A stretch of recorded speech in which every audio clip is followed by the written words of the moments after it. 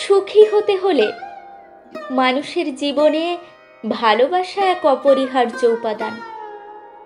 ভালোবাসা কোনো বস্তুগত বিষয় নয়, এটি হৃদয়ের গভীর এক অনুভূতি।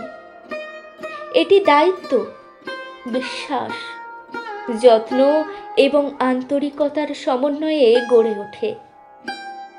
ভালোবাসা এমন এক শক্তি যা জীবনের প্রতিটি ক্ষেত্রে প্রশান্তি এবং আনন্দ বয়ে আনে।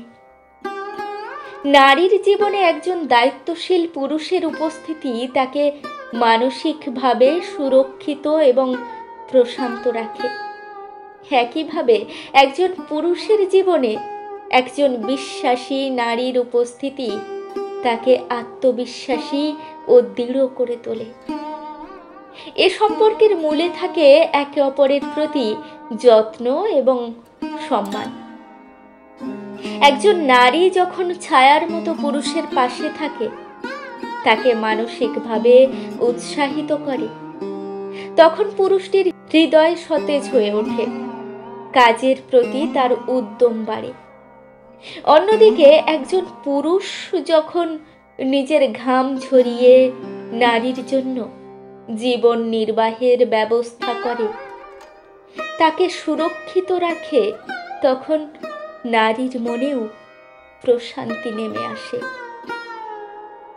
এ ভালোবাসা কেবল দেহ নয়, বরং মন ও আত্মাকে এক অন্যরকম শান্তি দেয়।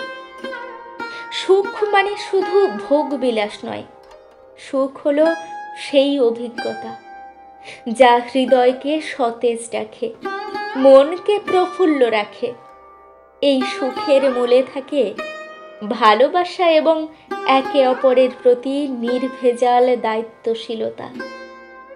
ভালোবাসা সেই পাখির গান যা মনকে বসন্তের মতো শীতল করে।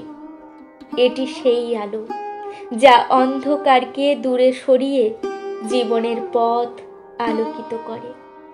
তাই ভালোবাসা মানে শুধু মায়াবী চাহনি নয়, ভালোবাসা মানে দায়িত্ব, যত্ন এবং সত্যিকারের বন্ধন। এই ভালোবাসাই জীবনের প্রকৃত সুখের ঠিকানা।